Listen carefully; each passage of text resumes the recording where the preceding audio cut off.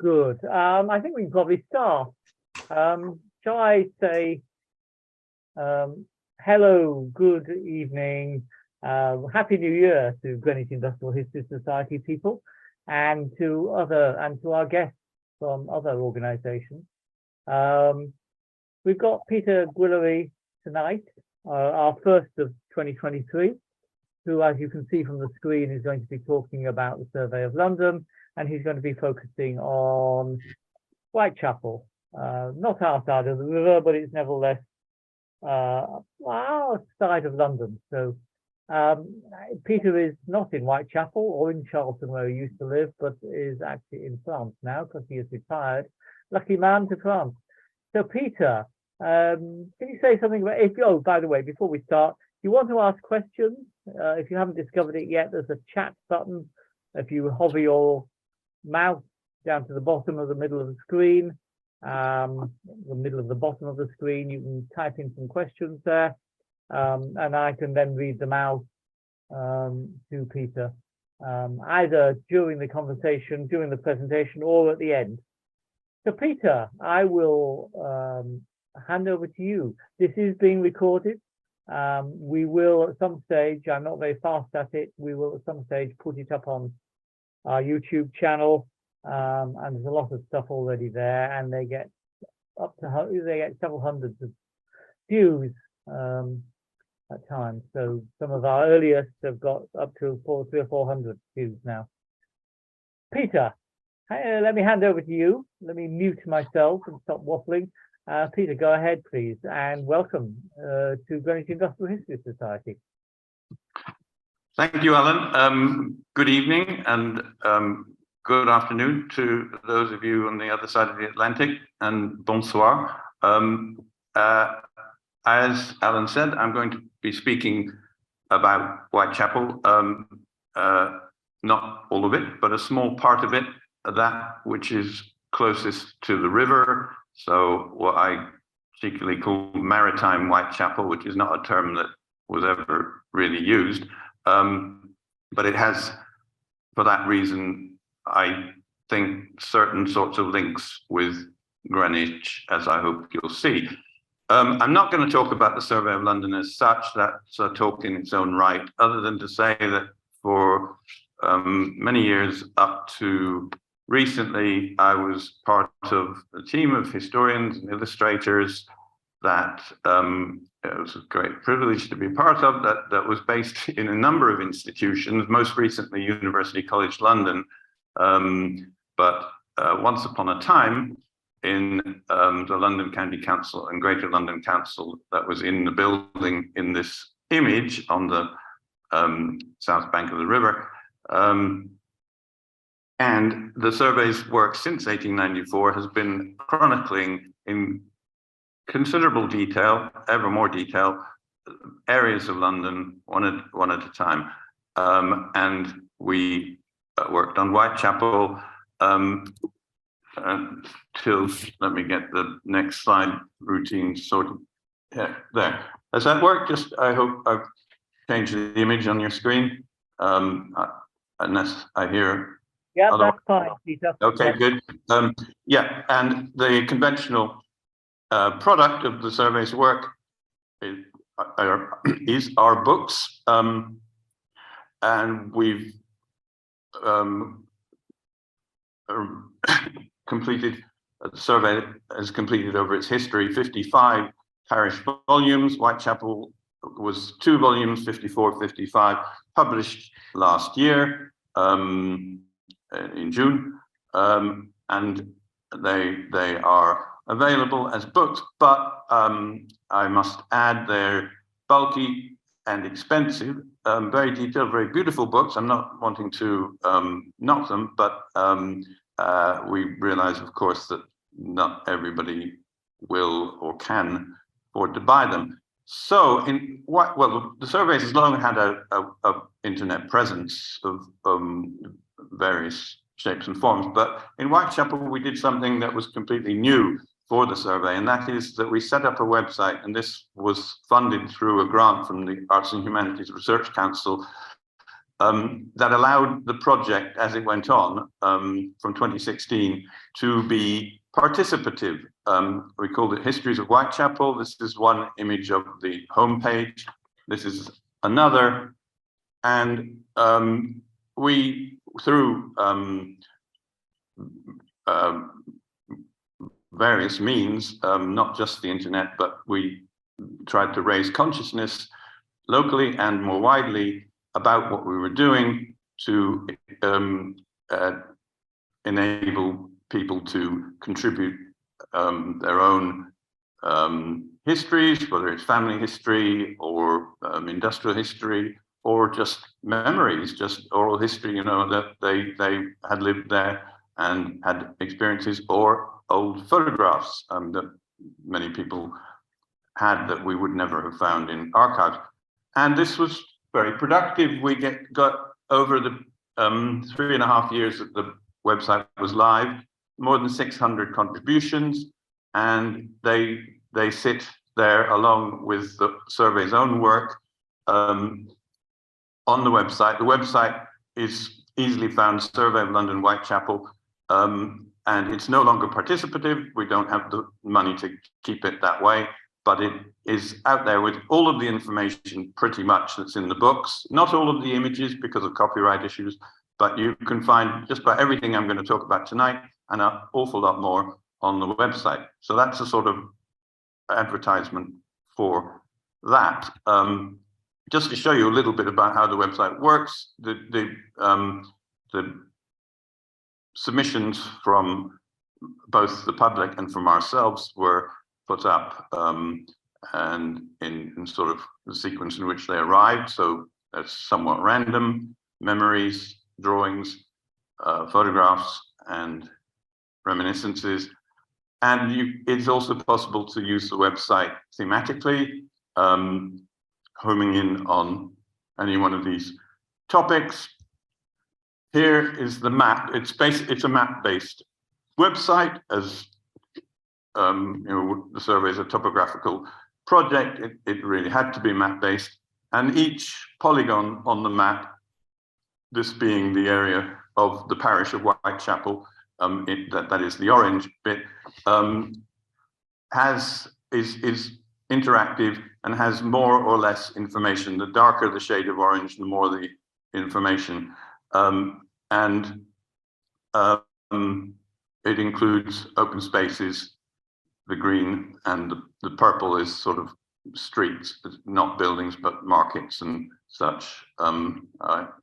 This is more or less the area I'm going to concentrate on at the south end, just to show you right down at the bottom of what is Whitechapel, in other words, south of the London and Blackwall Railway, and not far from the river. Between, on the west side, the Royal Mint, on the east side, Well Close Square. I'm not going to talk about Well Close Square, that's another talk. Wilton's Music Hall just there. To the south, East Smithfield and the Highway, Cable Street and Royal Mint Street to the north. The main focus will be Dock Street, which runs down the middle of the image, and to its east, Ensign Street. Those are both latter-day names. Ensign Street dates from the 1930s. It used to be Wells Street. Dock Street took its name at the beginning of the 19th century when the docks, London docks, just to the south arrived. Before that, it was Saltpeter Bank. I'll come back to that. But in using the website, you'll see the blue highlight is on a building that I'm going to come back to, the former sailor's home. The little thumbnail to the right allows you to read more. It did allow you to contribute, but sadly no more. But you can, that's how you get into it. Taking the mapping back to the first edition Ordnance Survey, 1873, memory's a bit rusty, I think it was 73. You see, I hope, Wells Street running down more or less the middle, and the wider Dock Street to its west, with the Sailor's Home, very important building. between the two streets, St. Paul's Church to its south, and much more stables, a rice mill. I'll elaborate. And back further to Roke's map, 1740s, to where you see the names Wells Street and, as I mentioned, Saltpeter Bank, a much narrower version of Dock Street. And you'll notice that, I hope, the two words glass house appear in three places: Glass House Hill, then Glass House Yard to its south, and then further west, Glass House Yard. From the 17th century, glassmaking was an important industry hereabouts, and thus Saltpeter Bank. Saltpeter was important in glass manufacturing. By the 1670s, Edward Dallow was making green bottle glass on the site that's sort of in the middle of this image, followed by Philip Dallow, royal glassmaker, appointed royal glassmaker in 1689, and Daniel Defoe famously described poor orphan boys sleeping in the annealing sheds of these glass houses. Wells Street was first formed in the 1680s as part of the Well-Close Square development, which was spearheaded by Nicholas Barban. I won't say anything more about that other than to mention that Frank Helsel and Timothy, his surname slipped away from me, but a new biography of Nicholas Barban, London Topographical Society, will be of interest, I think, to many of you. Midway on the west side of Saltpeter Bank, there was a brewery, an important brewery. It's not marked by Roke, but it was there by this date for sure, and it was held by Anthony Calvert. I'm having to use some crib notes here because it is a while since I did this, and some of the names just aren't going to come back to me if I don't look at my notes. Anthony Calvert of Camden, Calvert and King had this brewery from about 1800. And maybe more important than brewing or glassmaking, certainly so in the history of Whitechapel as a whole, sugar houses. Sugar refining was happening in this area. By this time, by the 1720s, it was present in Whitechapel in general. Earlier than that, before the end of the 17th century. It's a very important industry, obviously linked to empire, to the Caribbean, and it also had another, as it were, global link in that a lot of the people who worked in the sugar houses were German because of the expertise developed in northern Germany, the sort of Hanseatic towns that was brought across to really underpin the growth of sugar refining in London, which was a very lucrative and very interesting industry. There's again a whole another talk on sugar refining that I'm not going to give. It dwindled after the 1860s. For largely economic reasons, trade reasons, but well, yeah, I'll say more about it as we go along. I think yes, this site, Mary Mills mentioned this as having been the subject of a talk by Peter van der Merwe, so I'll skate through the history of this theatre, which was on the west side of Wells Street, more or less where the Glass House Hill open site is in the 1740s. And this theatre first arrived in the 1780s. It was a very substantial project, a substantial building, originally the Royalty Theatre. The entrepreneurs. The founders were an actor, John Palmer, who was known as Plausible Jack, working with the Reverend William Jackson, who was the editor of the Morning Post. And they were also working very much in cahoots or glove in hand with the local magistracy. The area around Wellclose Square was one of the liberties at Tower Hamlets. It was the Tower Liberty, and had its own jurisdiction. And the idea was, for that reason, to escape the legislation that confined stage plays to the West End's patent theatres, in the knowledge that there was a very big market for theatre in East London that was otherwise untapped. Now, I should have perhaps, I'm just taking a step back, but I should have, before I launched onto the theatre, mentioned the building to its left or south, which represents a sugar house. And it's 7 stories high. I don't believe for a moment that it's accurately represented here, but it's not the subject of the watercolor, so it's diminished. That said, sugar house stories were only 6 to 7 feet tall. Their story heights were not great. But that sugar house was run by Diedrich Wackerbarth and Samuel Maud from the 1780s to around the time of this image. And there was also hereabouts a short-lived patent soap manufactory, Phoenix Patent Soap Manufactory, which was a failure, lasted only a couple of years, and its founder was a chap called William Everard Baron van Doornik, Dutch origin. Slightly obscure, that one, but yeah, I'll carry on with the theatre story. The magistrates involved were, one of them, James Robinson, was probably related to John Robinson, who was a surveyor who was involved in the project. Another was John Wilmot. Another person credited as the architect was John Wilmot, who was probably the brother of Davy Wilmot, who was another local Tower Hamlets magistrate in Bethnal Green, and Daniel Williams, who was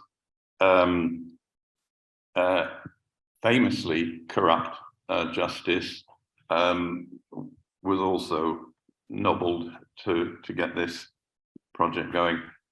This image of the interior, when it was new, shows some scene painting, and Cornelius Dixon was the scene painter at the outset. And this was a very impressive interior. Just to give you a sense of its scale, the capacity was 2,600, and that can be related to Theatre Royal Drury Lane, where the capacity was 3,900, so only 50% more, and that was said to be the largest theatre in Europe at the time. So this was, you know, in terms of scale, vying with the biggest in London. It didn't succeed in getting around the law. I won't go into the detail, but it was more or less shut down. It managed to sort of stumble along. Palmer ended up in debtor's prison and then died on stage in 1798. And Jackson fled to France at the Revolution and came back to try to foment revolution in England. He was caught and convicted and committed suicide in 1795, dying in the dock of the King's Bench. So some colourful characters to do with this. The theatre did stumble on through into the 19th century and then caught a new wind of life and was refurbished or recast.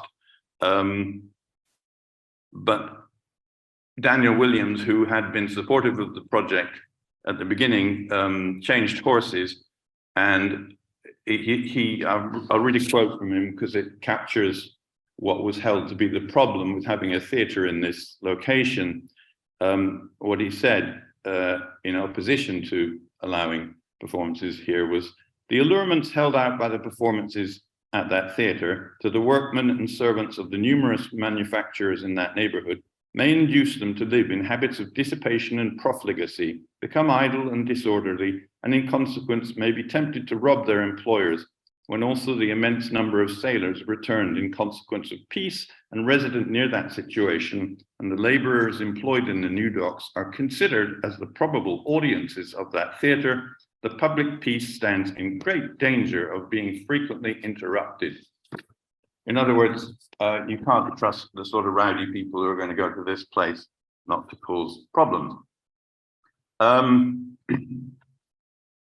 Now, the next bit of the story gets into the history of the gas industry, which Mary Mills is enormously expert, but I'll skate through that quickly as well. In 1814, Joseph Vickers built the East London Gas Works just behind the theatre, and from 1816, so before this image, the theatre, including its stage, was lit by gas in what has been claimed, I'm sure this might be shot down, but has been claimed as a world first.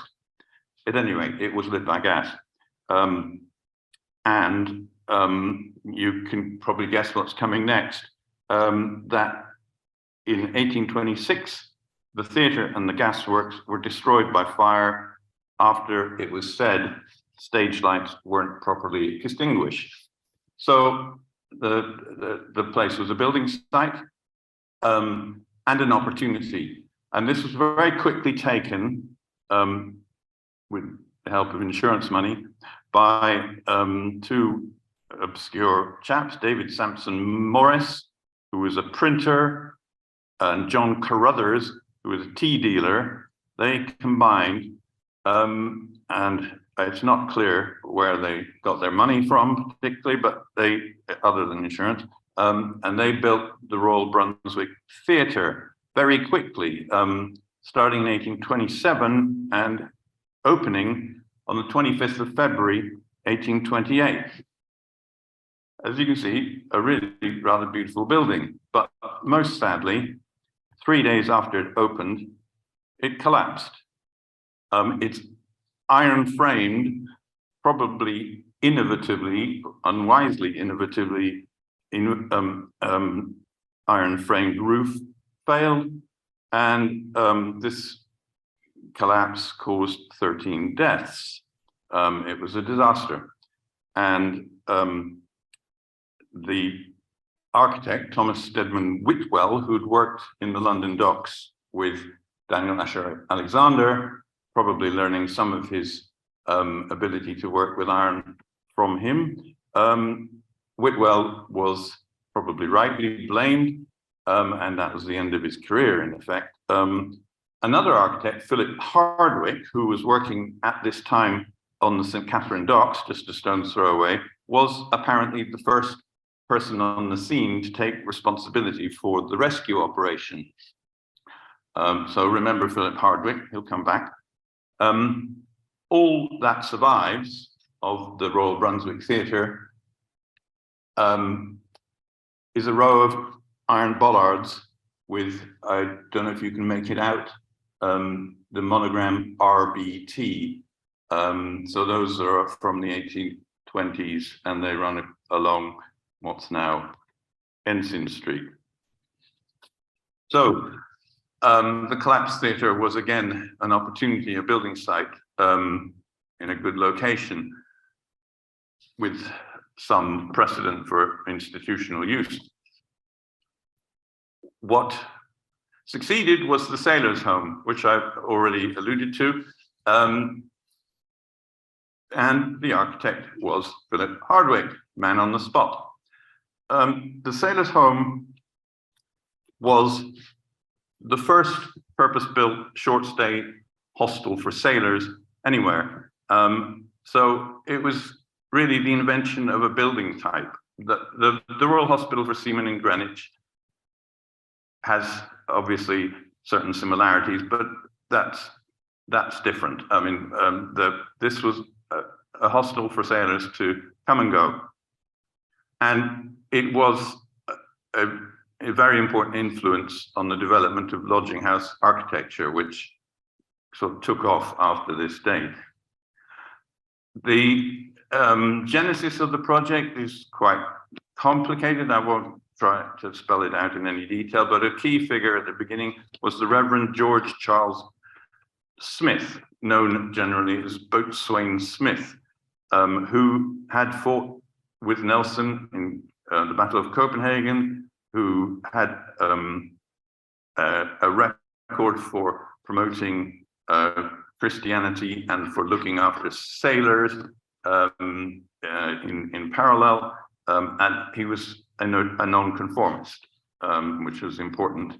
What the scourge that he was dedicated to fighting was known as crimping, that is the inveigling of sailors newly ashore by prostitutes or sharps to get the money that they had in their pockets out of their hands, and that Smith believed that decent hostels were a major part of a solution to this problem that beset sailors. He was joined by a number of people. The one I will mention is Captain Robert James Elliot, who in a sense succeeded Smith as the main figure in the project. And he was not nonconformist, he was Anglican. So when Smith was sort of spun off and Elliot was in charge, he turned it into an Anglican project, got backing from the Bishop of London, and that helped from the money standpoint to get the building up by 1835. Is a huge building. You see it again as it went up on the left. Oh, and I've neglected to mention that the columns across the middle of the facade were of iron, very like those Hardwick put up at St. Catherine's Dock. They're gone. I hope you can see how it works in relation to the building that's there. I'm looking from the other direction. The southern section has gone, but the northern section and the middle section are still there, very much altered, an extra story, but it is the same building. And jumping ahead a bit, just so to give you a sense of the whole site as it had developed by the time of the map I showed you earlier on. The Sailors' Home was extended in the 1860s to Dock Street, that is at the back, it having fronted originally onto Wells Street, becoming a really quite substantial building with this facade, that is the 1, 2, 3, 4, 8 bay facade that's at the middle of the image. But going back to its beginnings,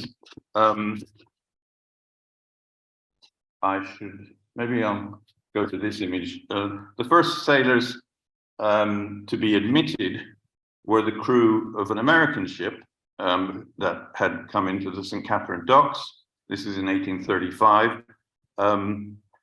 And the proprietors of the Sailors' Home patted themselves on the back for the introduction of sobriety and steadiness with this American crew, who they characterized as temperance men. But this peace was broken only a few days later by the arrival of English sailors coming from India and bringing, and I quote, intoxication, swaggering, and noise. So there's a cultural difference.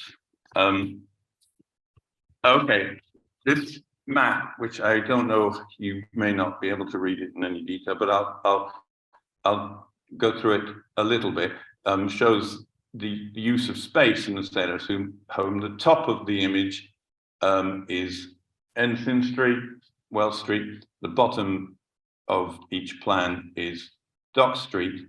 So the upper part is the 1830s building, the lower part is the 1860s extension. On the ground floor, there was a large seamen's waiting room flanked by dormitories, with sort of rooms associated with the admission of sailors in the 1860s block. The first floor was a large dining hall, more dormitories, and a library, boardroom, mess room, and so on. In the basement, there was a kitchen and various service rooms.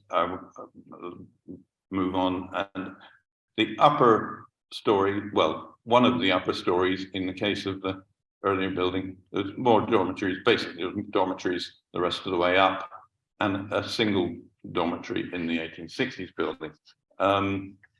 Here, early images from the 1840s of one of the, this is obviously the 1830s building, one of the dormitories with the cabins, which do draw on the precedent of Greenwich Hospital, the kind of accommodation that was there for naval pensioners, and certainly not very reliable in detail image of the large dining hall, just for some evocation, and there aren't other images as far as I've been able to see.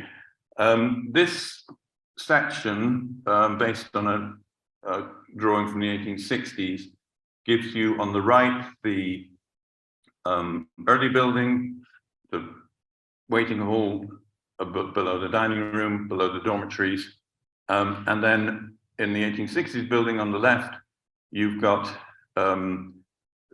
various rooms that the functions of which are not evident, and this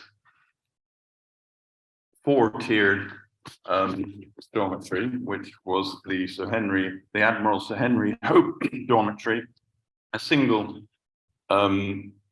space, extraordinary space, really. And this was photographed by Eric de Marais before it disappeared, and it looked like this.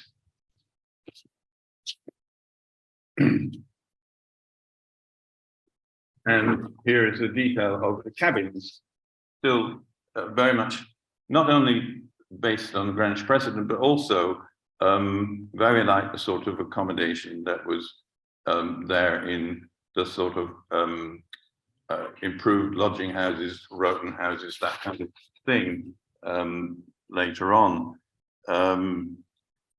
A renowned visitor, repeat visitor to the sailors' home was Joseph Conrad, as Joseph Korseniowski, forgive my Polish.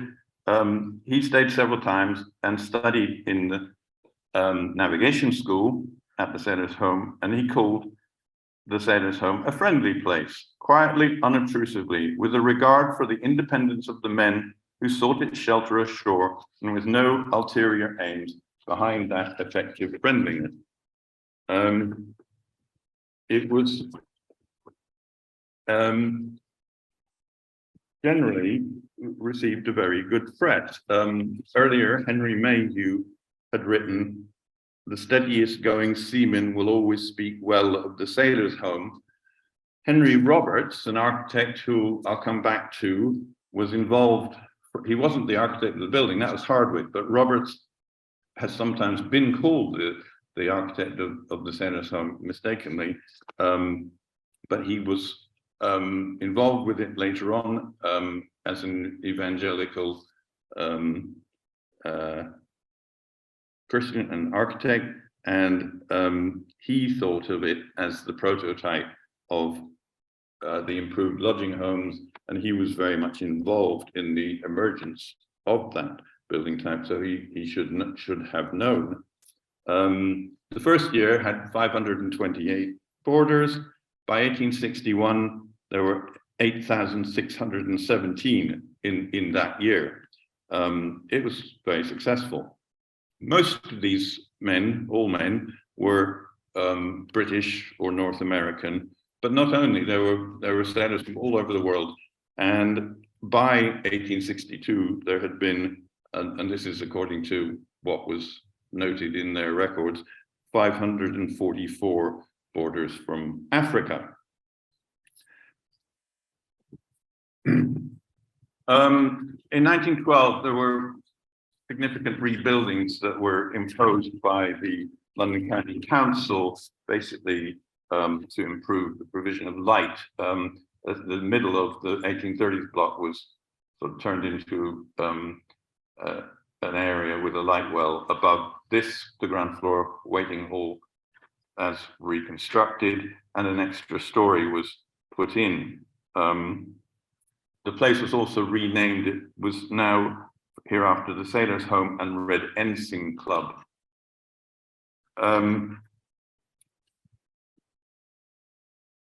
There were projects for complete rebuilding by 1945, and this was a model for what was intended wholly to replace the Red Ensign Club / Sailors' Home. The main architect for this was Brian O'Rourke, who established his reputation designing passenger ship interiors. So he had a relevant link. He was a New Zealander, but great difficulties, as there were in many other places, getting projects like this going after the war, and all they managed to do in the mid-50s was to rebuild the Dock Street block. So the 1860s block was replaced by this, which is still there. And that is why the 1830s block to the other side survives in its altered form.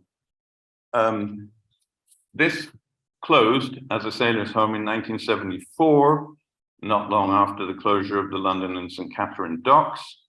But hostel use was quickly re-established. The buildings became the Look Ahead Housing Association Limited's hostel for homeless men. And that use endured for a good while, 30 years or so. And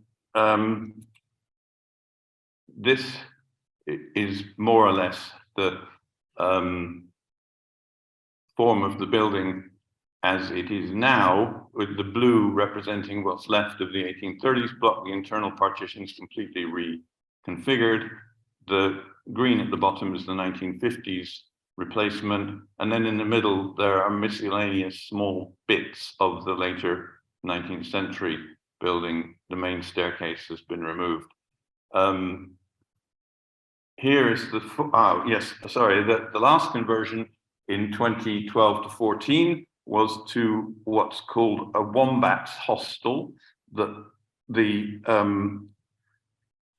firm, the Wombats Hostels, was established by two Austrians, Markus Praschinger and Sasha Dimitrievich, who met in Australia and set up a chain first in Vienna. And these are students' hostels, basically, or youth hostels. They're not maybe in the YHA sense. So, you know, the building's original purpose was perpetuated. It's still a hostel, as it always has been. Here in the basement, the 1830s vaults are now a bar.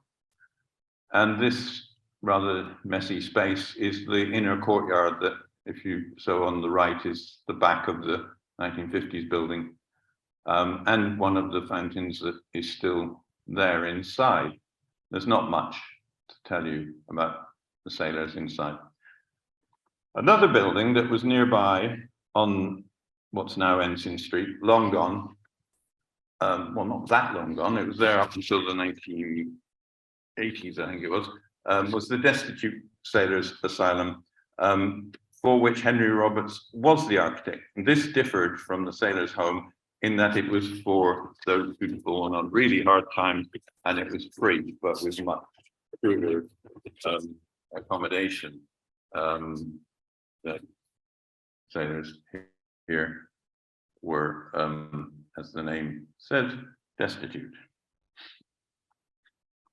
The southern part of the 1830 sailors' home and an adjacent site was replaced in the 1890s by this building, which was originally the Mercantile Marine Office, or a Mercantile Marine Office. These sorts of premises were run by the Board of Trade to register the engagement and discharge of crews, and also to examine, that is to make masters and mates sit exams to make sure people had the right credentials. So as you can see, it had several entrances for its multiple purposes. The basement was a waiting room for seamen. The ground floor was where they were engaged and discharged. The first floor was the local marine boards and other offices.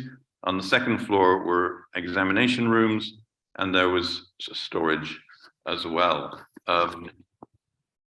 It's had numerous latter-day uses. One of interest is that the London Open House, the people who organized the September Open House in London, had their offices here until the pandemic, when they moved out.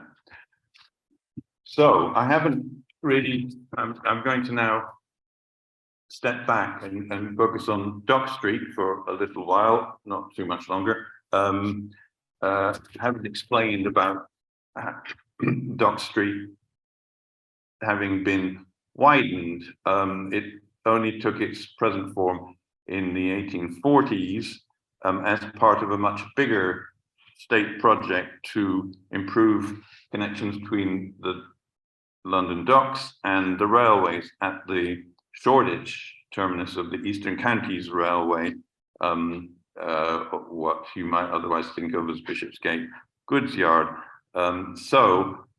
Widening Dock Street was the southern part of this. It linked through to Leman Street, which was already sufficiently wide, and then Commercial Street was punched through at the same time to take this route further north. Lands were compulsorily purchased in the usual sort of way, and once the route had been widened, there was a favorable reception to a project that had been been waiting for a while. That is, Captain Elliot, who helped establish a sailor's home, had wanted there to be a sailor's church, and now it could happen because there was an open frontage on the widened, that is, east side of Dock Street.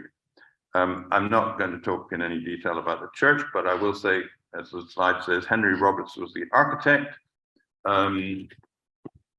It is a fairly simple and humble church. It's outwardly Gothic, but in a sense that Pugin would have decried, and certainly the ecclesiologists did not like this church. That there were easy connections to the sailors' home.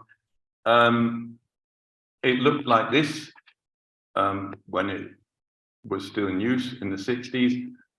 It's more recently been converted to be a nursery, so it doesn't look at all like this, a nursery school, I should have said.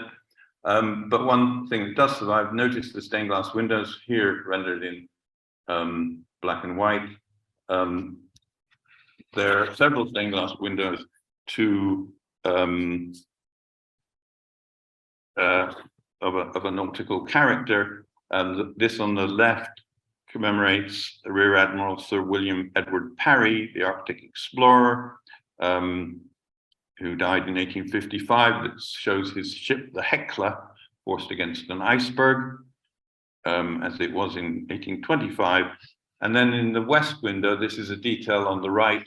There's a window of 1872 in memory of Captain Sir John Franklin, another Arctic explorer who'd helped to set up the church in the first place in the 1840s before his final disastrous expedition.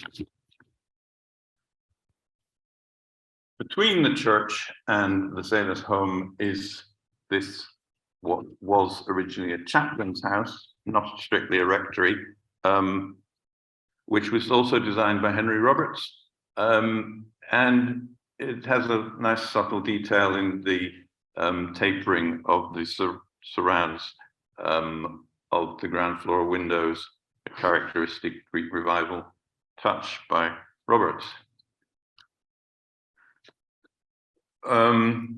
Carrying on, this is still on the east side of Dock Street towards the south end. This is rather an odd little group that was built in 1860 to 61. That is the house to the right and the warehouse to the left for James Golding, who was a carman. So there was a big yard behind that's since been infilled. And one reason I want to draw your attention to this site is this image, which shows it in the 1930s when J. Carter and Co. Bank and office fitters had the premises. And this came to us, this image, as a contribution to our website. It's an example of the kind of photograph that we were able to see and use and publish, that would never have come our way if we hadn't had this was from a descendant of the company. Just a few bits to sort of wind up with the west side of Dock Street. There were numerous sorts of characteristic buildings that have long gone. There was the Bernardo's Shelter for Women and Infants. There was the Shipping Federation's offices. That's the sort of employers association that was there to, in a sense, counter trade unionism. There was a rice mill that was there on the map I showed earlier on, built around 1850 for William Henry Castle and Company, and converted to be a pepper and spice mill for Drysdale, Wallace and Denison, that in the 1880s. The Sydney Smith Public House has been on this side of Dock Street since about 1816. It was rebuilt in this form in 1936 for Truman's. It's a really nice example of the good pub architecture that Truman's was responsible for all across the East End and beyond. And A.E. Sewell, the firm's architect, was the leading force in all of that. And I mentioned sugar houses early on. There was, until sort of recently, physical evidence of this industry and of the scale of its buildings. This is towards the south end of the west side of Dock Street, a site where Thomas Hodgson had a sugar house before 1800. This was rebuilt around then, possibly by Daniel Austin, and then taken over in the 1850s by, the turnover of refiners in all of these refineries was rapid. It was a business in which you could either make a lot of money quickly and get out, or fail quickly and be forced out. But this refinery, or the refinery on this site, was destroyed, save for its outer walls, by fire in 1861. And that was another characteristic of the sugar refining industry that in fact was instrumental in the sort of genesis of the insurance industry. That is that they burnt down very frequently. They generally had timber interiors, and what was going on inside, which I'm not going to go into, this is another subject, was quite frequently led to disastrous, expensive fires. So the plant was not cheap. So rebuilt in the 1860s, soon before the industry, generally speaking, collapsed. And in 1874-5, this building was converted to be a tea warehouse, which was another important presence in this area, and became the monastery bonded warehouses. Another fire, 1879, and the two upper stories had to be rebuilt. Tea warehousing stopped in 1970, and demolition began, but was halted by listing in 1973. After which, another fire promptly and doubtless uncoincidentally gutted the upper stories again, and it was left to decay, and the whole thing came down in 1981 after a planning appeal by the developers who'd taken ownership. But not before then. Cruikshank managed to take this photograph. So that, just winding up with this rather sad image, which is of the south end of Dock Street. The west side is an utter mess, with a very odd and architecturally uncommunicative building that is a data center. Currently Vodafone's. It was established in the 1980s after the Big Bang by Mercury Communications, subsidiary of Cable and Wireless. Oh, I said I wasn't going to talk about cable, but that there, I mentioned just at the end of Cable and Wireless. But it's not a visitable building, doesn't advertise what it does. And you can see that the west side of Dock Street as a whole is rather dispiriting collection of buildings. But the others, I hope, are more interesting, the church and the Sailors' Home, and the other buildings on Ensign Street. And I think I've talked for long enough. I'll stop there.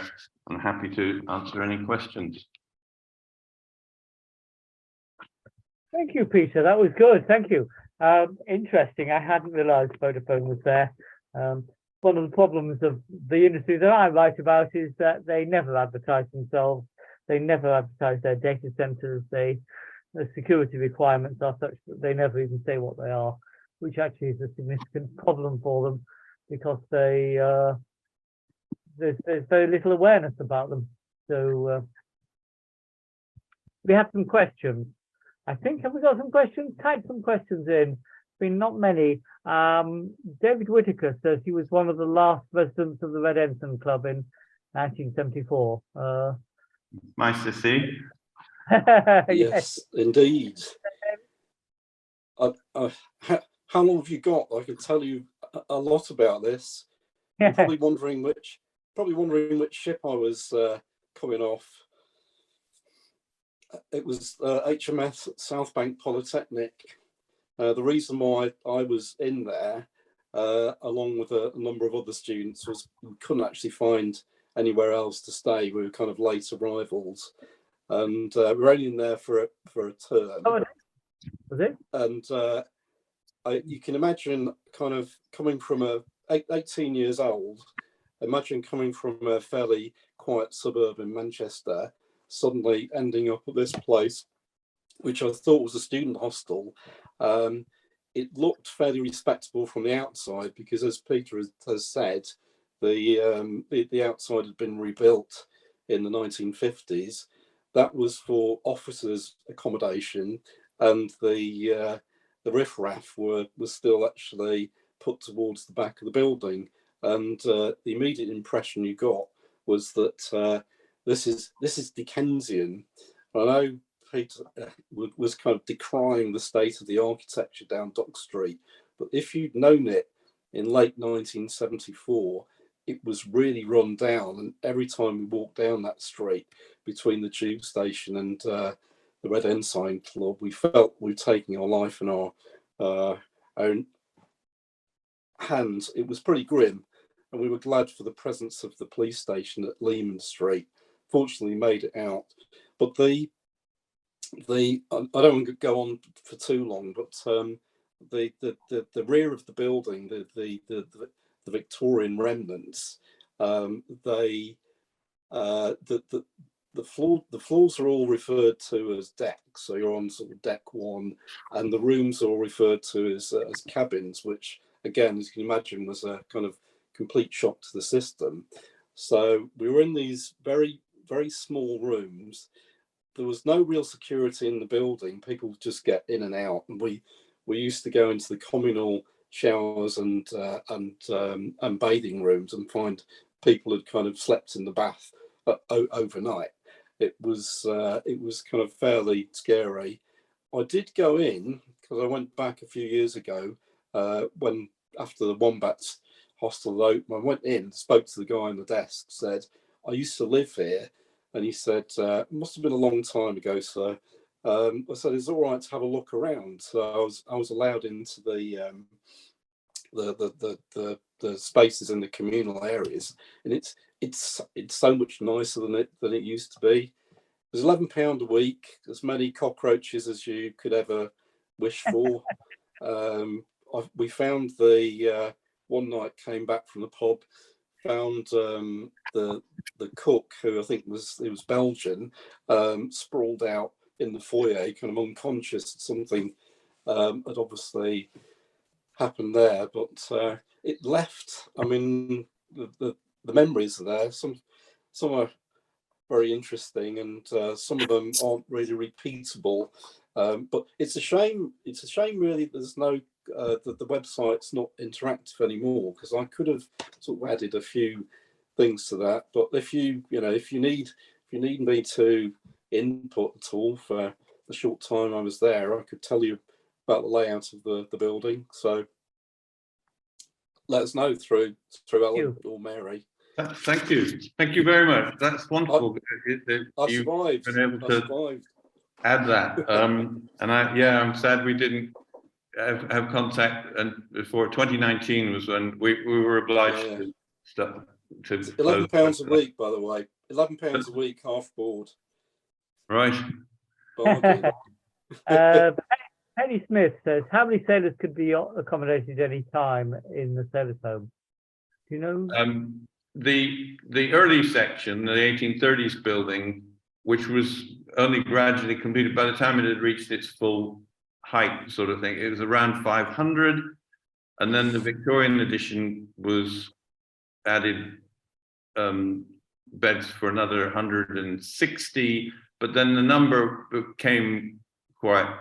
I mean, it was fluid in the sense that changes later on in the higher standards. I mean, the standards that David just described were at the end. They were probably, in many ways, that much worse earlier on, or at least rudimentary. But the standards improved, so the capacity went down. So it was gradually decreasing. So there isn't a single answer to that. Ian White says, how were they financed? Well, as I sort of alluded to it, it was difficult getting the money, but it really only got going once it became associated to the Anglican Church, and that helped with charitable fundraising. Basically, I mean, it was the great and the good. Anyone associated with the Navy who was eminent had to be seen to contribute to this. It was a cause that they couldn't ignore. Later on, there was a sort of quasi-public involvement from the London County Council, but they had huge difficulty keeping the thing afloat in its later decades for want of money. Was it Merchant Navy or Royal Navy or both or anyone? Oh, in terms of who was the, I mean, it was essentially Merchant Navy, but in terms of the great and the good who were who felt they were, who probably felt they needed to be seen to be contributing to this, they were eminent people in the Navy, not because it was directly for the Navy, but because sailors were people that they had to be responsible for, and so I think that was somewhat blurry, but it was essentially for merchant seamen. Right. Philip Bim says, who was the architect for the Red Ensign Club building, and can the general public get into the Wombat facility? Well, we've sort of had a bit of an answer to the second part of that. The architect of the first 1830s building was Philip Hardwick. The architect of the 1950s building on Dock Street was Brian O'Rourke, the New Zealand principally ship designing architect. And there were numerous other architects, including Henry Roberts, who had a finger. I mean, it's a much altered building. And one thing I didn't mention that may surprise people, maybe not, it sort of shocks me, is that it's not listed. Why not? It's been very much altered, which is always works against listing. And I think the other side of it is that its historical significance has not been adequately recognized. Yeah. Even though the docks were the central industry, one of the central industries of the whole area. Yeah. I mean, maybe there's a case for spot listing, but I suppose those sorts of things don't really happen until and unless there's a threat. And to answer the second half of Philip's question, the Wombat operation does seem to appreciate what they've got. They're carrying on more or less the original use. It's been well kept, well maintained, and the general public can get into the foyer and the bar, and obviously you can fork out to stay a night if you want. Anyone can stay there. You don't have to be young. Right. It says Oliver Percy, but I guess it's Elizabeth Percy. Says, presumably the German inhabitants have connections with the German church in Ally Street? Ailey Street. Absolutely, yes. The 1760s church in Ailey Street was founded by German Lutherans who were very largely involved in sugar, both the proprietors and the ordinary workers. And there's also the German Roman Catholic Church just off Whitechapel Road on Mulberry Street, which similarly is where it is in Whitechapel, because I mean what was known as the Deutsche colony in Whitechapel was upwards of 10,000 people.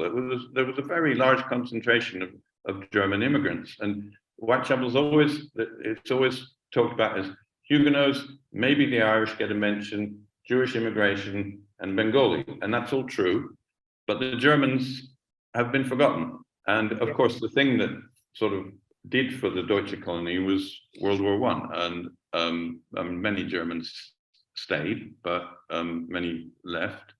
And there was a lot of intermarriage. And after the sugar industry failed, a lot of Germans were employed in pubs and in bakeries and ordinary trades. So it's, yeah, a significant side to Whitechapel's history. Okay, any more questions, people? Oh yes, Christine says, thanks for bringing the area to life.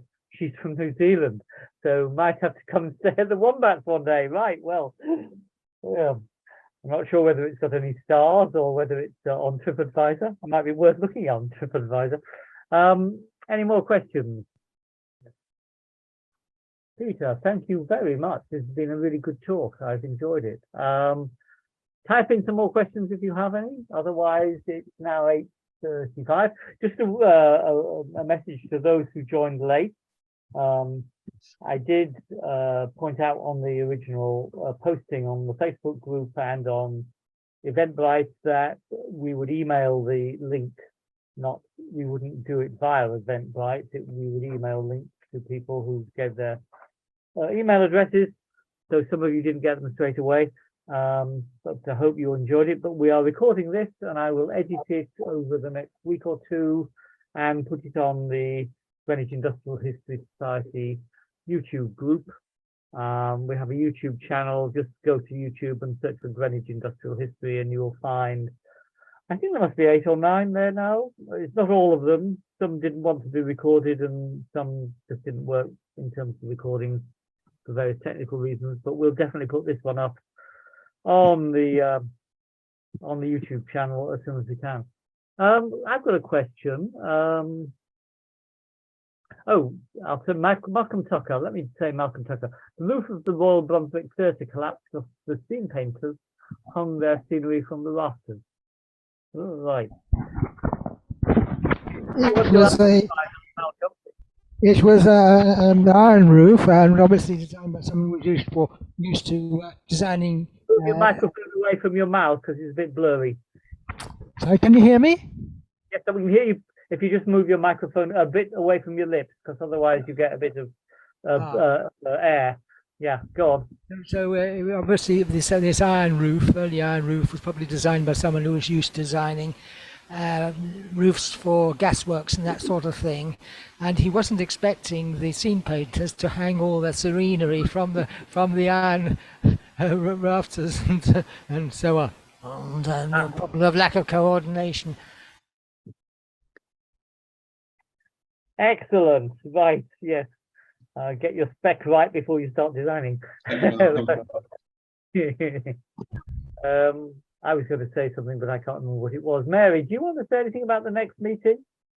No, I was going to. I'm sorry, I've lost up on the thing, but that what Peter missed out was that the night that the fire took place, they had the explosion. The on the stage was the eruption of Mount Etna, for which they had, and I quote, a small amount of black powder, which contributed to it.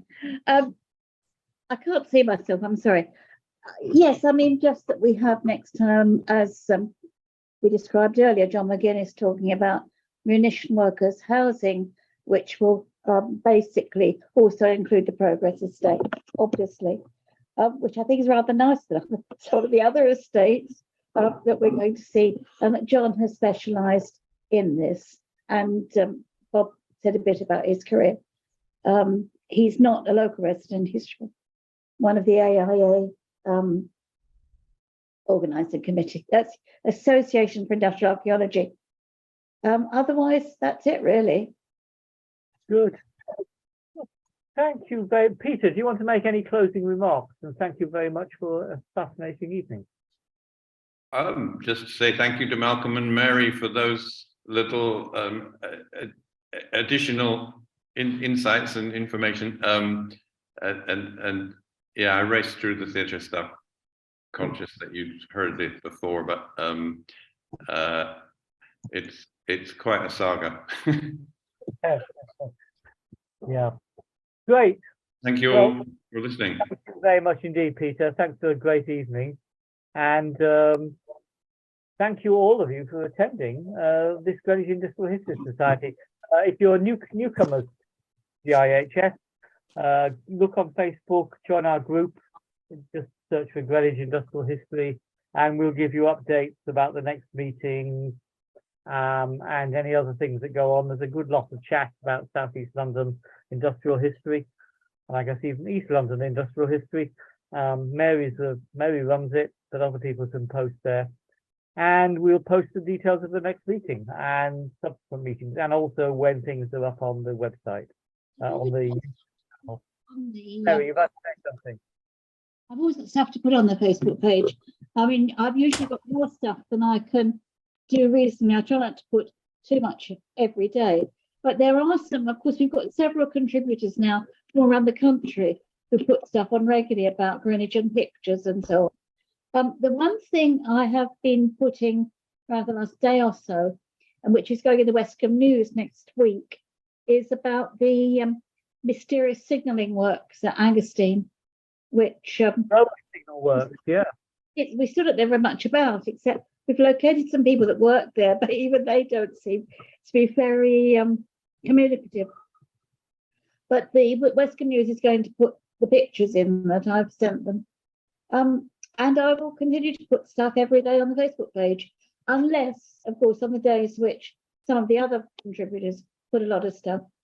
But send me things if you want it to go on. So good. Excellent. Well, thank you very much indeed. Thank you, Peter, and thank you for all of you attending. And keep in touch with us via Facebook, and we will let you know the next one, which is third Tuesday in February, I think. So second, third Yes. Tuesday in February, something like that.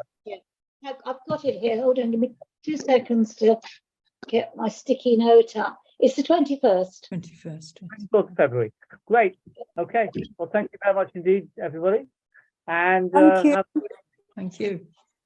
Thank you, Thank everyone. you. Thank you you. very much. That was interesting. Thank Thank you. you. Thank you. Bye. Happy New Year. Bye. See ya. Bye. Bye.